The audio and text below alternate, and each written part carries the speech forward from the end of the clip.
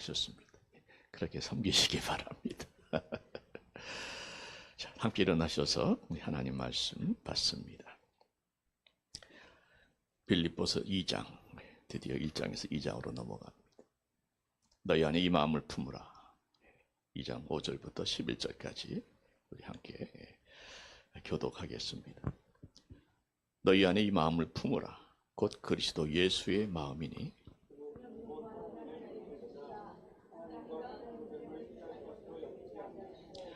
오히려 자기를 비워 종의 형체를 가지사 사람들과 같이 되셨고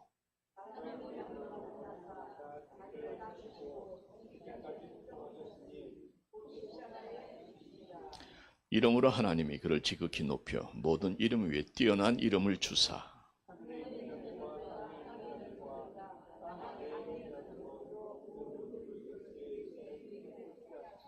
함께 봅니다. 모든 입으로 예수 그리스도를 주라 시인하여 하나님 아버지께 영광을 돌리게 하셨느니라. 아멘.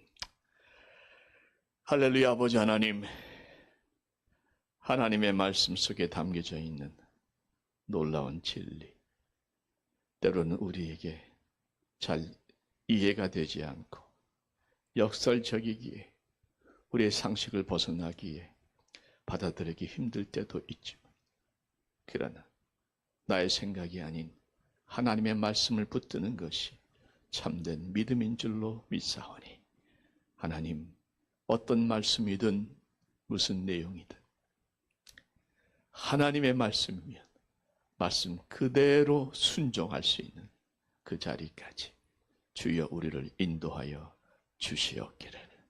하나님이여, 말씀 속의 하나님을 삶의 현장에서 경험하기 위해서는 아버지 하나님, 그 말씀을 말씀 그대로 믿고 순종하는 길밖에 없음을 저희들이 분명히 알고 있사오니 듣는 것으로 끝나지 말게 하시고, 하나님, 그 말씀을 경험하는 그 자리까지 우리를 인도하여 주시옵기를, 그렇게 붙들어 주시옵기를, 순종의 열매까지, 그래서 하나님 약속하신 놀라운 하늘과 땅에 놀라운 그 복의 역사들이 이루어지기까지 하나님 붙들어 주시옵기를 한 번 더 간구하며 예수님의 이름으로 기도하옵나이다. 아멘. 앉아주시면 감사하겠습니다.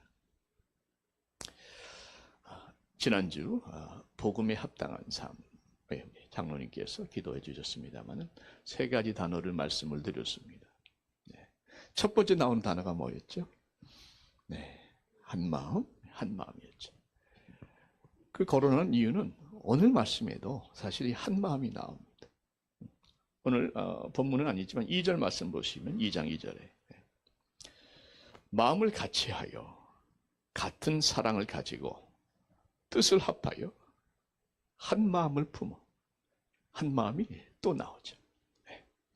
한 마음 교회도 있습니다만은 한 마음이 계속 강조됩니다. 마음을 같이하여 같은 마음, 한 마음이죠. 또 같은 사랑을 가지고 뜻을 합하여 한 뜻, 한 마음. 왜 그렇게 한 마음을 강조하는가? 여러분, 빌립보 교회는 지금 실제적으로 직면해 있는 문제가 두 가지가 있습니다. 하나는 이단입니다. 한국에도 이단이 장난이 아닙니다. 심각하더라. 통계를 잠깐 보니까 한국에 여러 가지 이단이 많잖아요. 신천지부터 JMS부터 여호와의 증인, 하나님의 교회, 만민중앙교회 여러 많이 있는데 그 이단에 넘어간 그 불쌍한 영혼들의 숫자가요, 기성교인들의 숫자의 약 적게는 8%를 보고 많이는 12%를 보니까 중간치를 치면 10%잖아요. 그러면 한국의 교회 다니는 사람들 중에 성도라고 보긴 그렇고 교인들 중에 10명 중에 1명은 이단으로 넘어갔다. 심각한 거죠. 그래서 여러분, 우리가 말씀을 정확하게 바로 배우고 말씀 속에 담겨져 있는 어떠한 원칙과 진리를 우리 놓치지 않고 내 생각이 아닌 말씀 앞에 나의 마음을 꺾어서 복종하는 그 자리까지 가는 것이 얼마나 중요한지 모르겠습니다. 또 하나의 문제가 있는데 그것은 교회 안에서 분열이 있었다는 거예요. 교회 내 분열입니다. 그것이 4장에 나오는데 내가 유오디아를 권하고 순두개를 권하노니 주 안에서 같은 마음을 품으라 말씀하죠. 그러니까 유오디아라는 여자 이름이거든요. 유오디아라는 아마 뭐 교회 뭐 여전도회 회장 정도 되지 않겠나 싶어요. 뭐 시모 권사님 정도. 네. 리더급으로. 또 순두개. 네. 이 두 여인이 두 아줌마인지 할머니인지 뭐 보진 않아서 잘 모르겠습니다만은 교회 리더급인데 서로 대립이 된 겁니다. 그래서 그 두 사람을 권하노니 주 안에서 같은 마음을 품으라. 같은 마음이 아니니까 하나 되라고 얘기하는 거 아니겠어요? 참 성경에 이름이 오르는 건 좋은데 이런 식으로 오르는 건 곤란합니다. 그래서 이제 바울은 이 빌립보 교회 성도들에게 같은 마음을 품으라고 한 마음을 품으라 계속해서 강조하고 있는 거죠. 여러분 빌립보 교회가 어떤 교회인가? 참 바울이 특별히 사랑했던 교회입니다. 바울을 참 뭐랄까요? 따랐어요. 그래서 바울이 힘들 때 많이 도와주고 힘이 돼 주었습니다. 복음 전파에도 열정이 있었습니다. 빌립보 교회는 바울이 직접 개척한 교회고 직접 목양한 교회입니다. 여러분 성경 말씀을 쓴 사도 바울이 직접 설교한 그 설교 말씀을 라이브로 들으면서 은혜 받은 교회가 빌립보 교회입니다. 이사와 기적이 넘쳤던 교회, 성령의 역사가 강했던 교회입니다. 그런데 그렇게 뜨겁고 열정이 넘쳤던 빌립보 교회 안에도 이렇게 내부의 갈등으로 아픔이 있었다 하는 것은 뭘 말합니까? 그만큼 교회가 하나 되는 게 쉽지 않다. 그죠? 네. 관계의 갈등이라는 것이 웬만한 교회에는 다 한두 가지씩은 있고 또 우리 인생에도 보게 되면 참 갈등이 있는 분들의 관계가 꼭 한두 가지는 한두 번은 있지 않습니까? 결코 만만치 않은 것이 한 마음이 되는 것이다 하는 것을 한 번 더 우리가 여기서 확인할 수가 있는 것이죠. 우리가 가정도 마찬가지고 목장도 마찬가지고 교회도 마찬가지고 얼마나 한 마음이 되었는가 판단하는 기준이 있습니다. 두 가지 기준으로 보시면 좋아요. 첫째 판단의 기준은 나는 얼마나 함께 공감하고 있는가. 그러니까 우리 같이 예배 드리는데 이 예배 중에서 마음이 힘든 분 계실 수 있죠. 아픈 분 계실 수 있죠. 슬프고 괴로운 분 계실 수 있죠. 그 아픔을 또 기쁨과 또 즐거움을 내가 얼마나 함께 느끼는가. 공감의 깊이가 하나됨의 직도라는가. 한번 생각해 보세요. 맞는 얘기죠. 정말 하나 되면 그 사람의 마음이 그대로 나에게 아픔이 느껴지고 슬픔이 느껴지고 기쁨이 느껴지는 거 아니겠습니까? 이런 목장에서 얼마나 공감이 형성되고 있습니까? 우리 교회 안에서는 얼마나 공감이 이루어지고 있는가. 또 한 가지는 얼마나 격려하고 위로하고 세워주는 것. 오늘 본문에 본문은 아니고 3절에 보시면 제가 5절부터 보기 때문에 위에 앞에 있는 절들을 잠깐 설명드리는 거예요. 3절에 보시면 아무 일에든지 다툼이나 허영을 하지 말고 오직 겸손한 마음으로 그다음 뭡니까? 각각 뭐예요? 자기보다 남을 낮게 여기고. 참 이게 굉장히 좀 어려운 말씀 같죠. 요즘 세상에 남을 자기보다 낮게 여기고 하다 보면 다 그 발에 밟히는 세상 아닙니까? 여기서 말씀은 남을 낮게 여기라 하는 것은 남에게 숙이고 들어가라 그런 말씀보다는 상대방을 세워주라는 거예요. 격려하고 힘을 실어줘서 위로하고 칭찬하고 도전을 줘서 상대를 세워주라. 그런 의미입니다. 한마디로 인격동지죠. 그럼 얼마나 그렇게 하십니까? 전 늘 말씀드립니다만 한국말이 저는 문제가 많다고 봐요. 상대방을 은근히 깎아내리는 비웃고 조롱하고 멸시한 듯한 그런 뉘앙스의 말이 굉장히 많습니다. 가만히 들어보면. 그런데 칭찬하고 격려하고 세워주는 말은 의외로 적어요. 삐딱한 말들은 많은데 정말 은혜가 되는 말은 별로 없어요.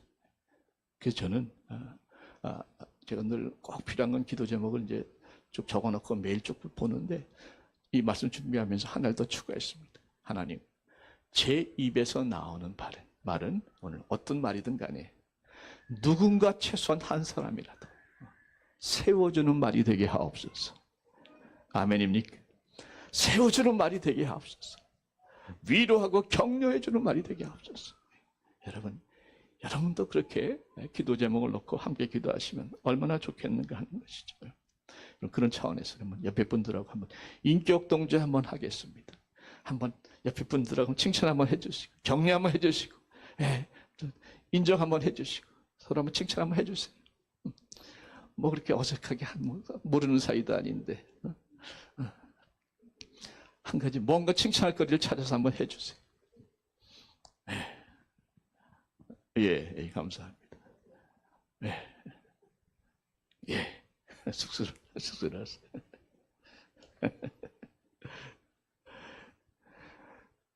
여러분, 각각 자기보다 남을 낫게 여기라. 세워주는 것이죠. 한 가지 더 말씀드리고 싶어요. 인간관계의 갈등은요, 결코 잘못을 따져서 해결되는 법이 거의 없습니다.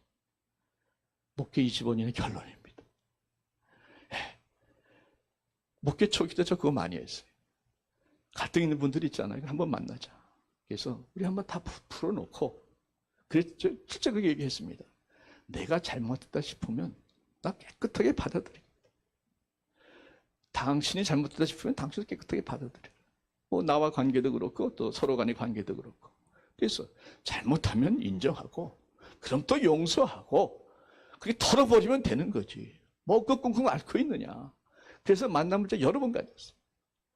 제 기억이 성공한 적이 한 번도 없습니다. 안 돼요. 왜 안 되는가?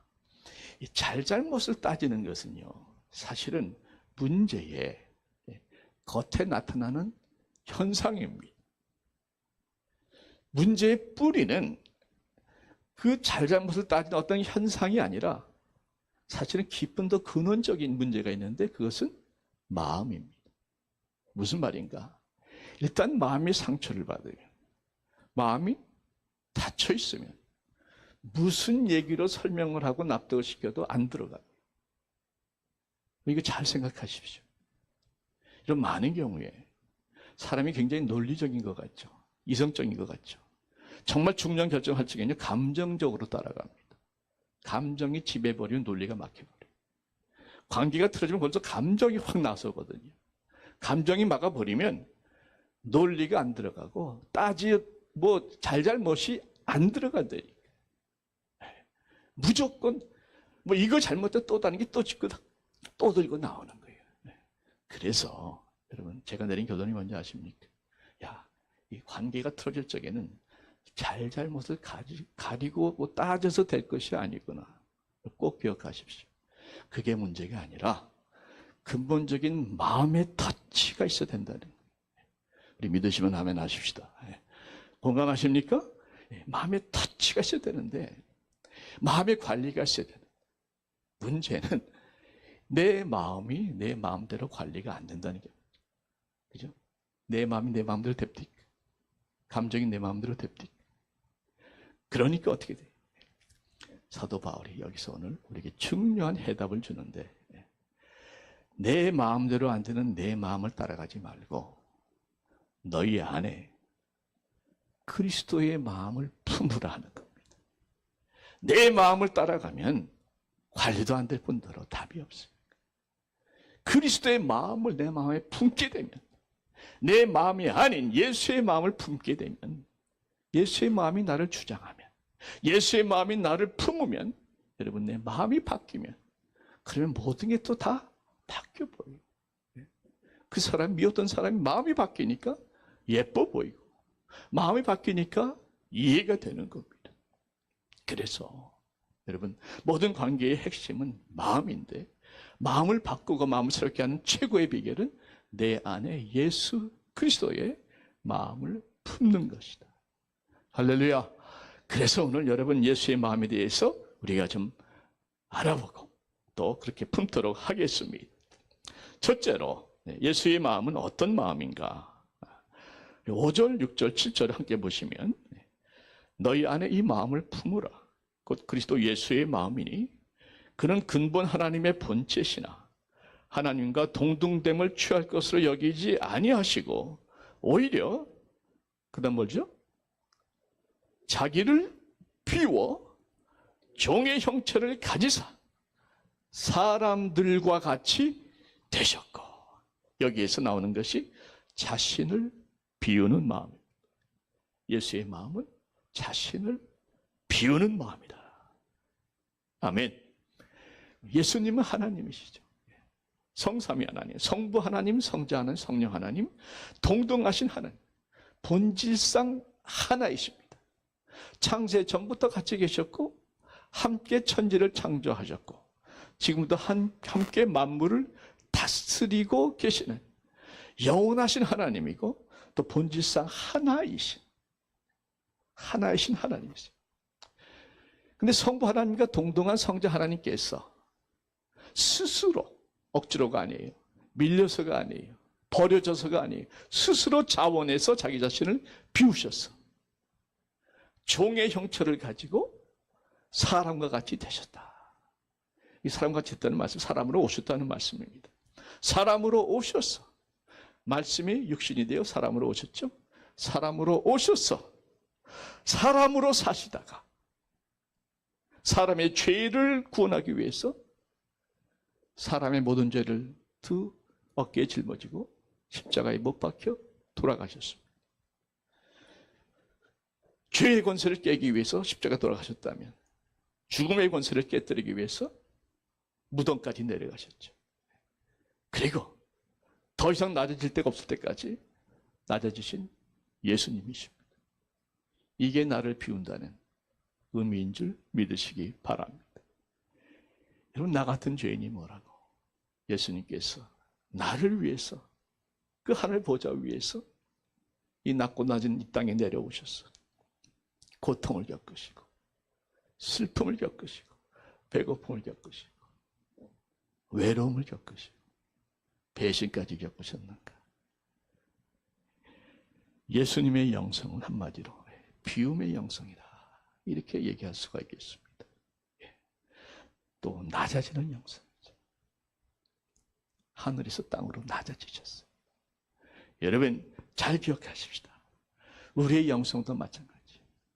높아지는 것이 아니라 낮아져야 되는 것이죠. 여러분, 세상은 늘 우리에게 묻습니다. 당신은 얼마나 높아졌는가? 어디까지 올라갔는가? 그죠? 성공의 사닥다리가 어디까지 올라갔는가?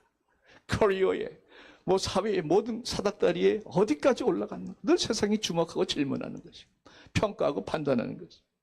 그런데 기독교의 기준은, 기독교의 영성은 다르다. 당신은 얼마나 내려갔는가? 당신은 얼마나 낮아졌는가? 당신은 얼마나 겸손한가? 당신은 어디까지 낮아질 수 있는가? 이게 기독교의 영성이라니까. 왜? 예수께서 그렇게 낮아지셨기 때문에 그렇습니다. 이것이 기독교의 본질이에요. 예수님께서 그렇게 낮아지실 수 있었던 이유는 자기를 온전히 비워내셨기 때문이라고 말씀드렸습니다. 자, 나를 비운다는 것이 구체적으로 무엇인가 생각해 보면, 영어로 보니까 거기 답이 하나 나오더라고요. 자기를 비운다는 것은 무엇인가? NIV 버전에 보니까 이렇게 돼 있어요. Make himself nothing. 여기 나오죠? But made himself nothing. 이게 자기를 비운다 하는 의미가 되겠습니다. 그러니까 자기는 아무것도 아닌 존재다. 아무것도 없는, 아예 없는 존재다. Nothing. 여러분 생각해 보면요, 예수님께 이 땅에 오셔가지고 자기 자신을 높이거나 드러낸 적이 한 번도 없습니다. 예수님은요, 늘 아버지 하나님을 높이시고 아버지 하나님을 드러내셨지 자기의 이름을 높이거나 드러낸 적이 한 번도 없습니다. 하루는요, 어떤 사람이 찾아와서 묻습니다. 선하신 선생님이죠. 영생을 얻으려면 어떻게 해야 되겠나이까? 그때 주님께서 바로 말씀하세요. 뭐라 말씀하셨는가? 내가 어찌하여 나를 선하다 일컫느냐? 하나님 한 분 외에는, 누가복음에 하나님 한 분 외에는 선한 이가 없느니라. 이게 나도 선한 자가 아니다. 하나님만을 선한 분으로 높이시는 예수님의 사역을 우리는 기억하셔야 돼요. 자신이 조금이라도 something이 되면은 바로 nothing으로 만드신 거예요. 나는 nothing이고 모든 것은 하나님 성부 하나님께 올려드리는. 그래서 made himself nothing. 이게 자기를 비운다 하는 의미가 되겠습니다. 여러분, 예수님의 마음을 품는 것은 먼저 자신을 비우는 것이다. 우리가 이것을 적용한다면 우리도 나를 비우고 나의 모든 초점을 하나님께로 맞추는 것이죠. 다시 말씀드리면 나를 통해서 내가 나타나는 것이 아니라 누가? 하나님이 또는 예수 그리스도가 나타나야 되는 것입니다. 그래서 나를 몰라보고 나를 알아주지 못하고 해도 나를 통해서 예수님이 드러난다면 나는 그것을 기쁨으로 받아들인다. 이것이 예수님의 마음을 품고 사는 사람인 줄 믿습니다. 또 누군가 우리를 주목하면서 칭찬하거나 저 같은 경우는 목사님 은혜 받았습니다. 목사님 수고 많이 하셨습니다 할 때에 그때에 속으로라도 내가 아닙니다. 하나님이 하셨습니다. 여러분도 동일합니다. 여러분이 하신 것이 아니고 여러분을 통해서 예수님이 하셨습니다. 예수님을 드러내는 여러분 되시기를 바랍니다. 그래서 어떤 분이, 어떤 목사님이 카톡 프로파일 있잖아요. 거기 하나씩 성경 구절도 쓰고 하지 않습니까? 거기에 뭐라고 쓰셨냐면 not me, but him 이렇게 쓰셨는데 다 와닿더라고요. 저도 카톡 프로파일을 바꿨습니다. Not me, but him. 그 안에 얼마나 많은 진리가 포함되어 있습니다. 따라해 주시겠어요? Not me, but him. 내가 아닌 예수님께 모든 것을 돌려드리는. 그럼 사실 우리 가운데 내가 최고고 하나님은 뒷전에 이런 분은 안 계세요. 하나님 높이려고 다들 애를 쓰는데 생각을 해보면 그래도 우리도 인간이죠. 나도 좀 보이고 싶은 욕심이 있는 거 사실입니다. 그러니까 나도 좀 나타나고 예수님도 좀 나타나고 이런 마음이 들 수 있는 것이죠. 근데 그게 아니라는 거예요. Made himself nothing. 나는 확실히 감추고 오직 내 안에서 예수님만 드러나게 하는 거예요. 바로 이 사람이 예수의 마음을 품고 사는 사람이다. 믿으시면 아멘 하십시다. 이 좋은 예가요. 이제 어느 목사님 설교에서 제가 좀 코테이션을 하는 건데, 삼위일체의 하나님을 예를 드시더라고요. 자, 생각해보면 참 은혜가 되는 게, 일단 우리 성부 하나님, 하나님 아버지, 이 땅에 성자 하나님을 보내셨죠. 그리고 예수님을 쫙 높여주십니다. 이는 내가 기뻐하고 사랑하는 나의 아들이니 너는 그의 말을 들으라. 예수님을 높여주시잖아요. 또 성령님을 보내셔서 우리 안에 거하게 하시죠. 성자 하나님, 예수님 어떻습니까? 말씀드린 것처럼 늘 하나님을 올려드리고 또 예수님 돌아가실 때에 쯤에 뭐라 말씀하십니까? 내가 가는 것이 너에게 오히려 더 유익할 것이다. 왜? 내가 가면서 너에게 성령님을 보낼 텐데 성령께서 너희들에게 모든 것을 가르쳐 주실 것이다. 그래서 자신보다 성령님을 높여주십니다. 그리고 성령님이 오셨죠. 자, 성령 하나님이 그러면 본인이 막 드러납니까? 아니에요. 성령 하나님 어떻게 하십니까? 사실 우리가 구원 받는 것은요, 구원의 역사는 성령께서 이루시지 않습니까? 구원의 역사 성령께서 이루시는데 마지막 주님을 구원 받을 때 뭐라고 기도합니까? 누구를 주님으로 영접합니까? 예수님을 주님으로 영접하지 성령님을 주님으로 영접하는 사람 누가 있어요? 성령이 구원의 역사를 다 이루시지만 결정적일 때는 예수님을 높이신다는 거예요. 예수가 주인이고 예수가 왕중의 왕이고 예수가 당신의 구주라는 것을 선포하게 하시는 분이 성령님이죠. 성령님은 예수님을 높이는 거예요. 찬양. 여러분 이거 성령의 감동 없이 찬양 못합니다. 지겨워서 못하고 은혜가 안 돼서 못합니다. 찬양의 은혜는 전적인 성령님의 감동인 줄 믿습니다. 그런데 찬양의 내용을 보세요. 찬양 중에 성령님 찬양하는 찬양이 얼마나 있습니까? 대부분 예수님 찬양이죠. 아버지 하나님 찬양이죠. 성령님은 계속해서 성부 하나님, 성자 하나님을 높이신다. 무슨 말씀인지 아시죠? 성부 하나님은 성자 하나님, 성령 하나님을 높여주시고, 성자 하나님은 성부 하나님과 성령 하나님을 높여주시고, 성령 하나님은 성부 하나님과 성자 하나님께 모든 영광을 돌려주시고, 서로가 서로에게 영광을 돌리는 이것이 삼위일체 하나님의 은혜인 줄 믿습니다. 그래서 제가 하려는 말씀이 이 말씀이에요. 어느 신학자가 이런 말을 했는데 정말 와닿아요. 삼위일체를 제대로 아는 교회는 절대로 갈등이 생길 수 없다. 왜? 서로가 서로를 높이고 영광을 돌리는 성삼위 하나님을 정확하게 이해하고 믿는 사람들이 어찌 자기들끼리 서로가 높고 낮다고 갈등을 빚고 서로를 나타내려고 애를 쓰겠냐 말이죠. 성삼위 하나님이 서로가 서로를 높이는 것처럼 그 교회 성도들은 당연히 서로가 서로를 높이고 위로하고 격려하고 공감하는 그 자리까지 가기에 그런 자리에는 갈등이 틈타지 못할 줄로 믿습니다. 그래서 여러분,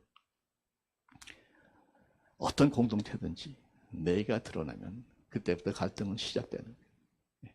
I am somebody 하는 순간에, 내가 드러나기 시작하는 순간에 somebody와 somebody가 만나면 꼭 충돌을 합니다.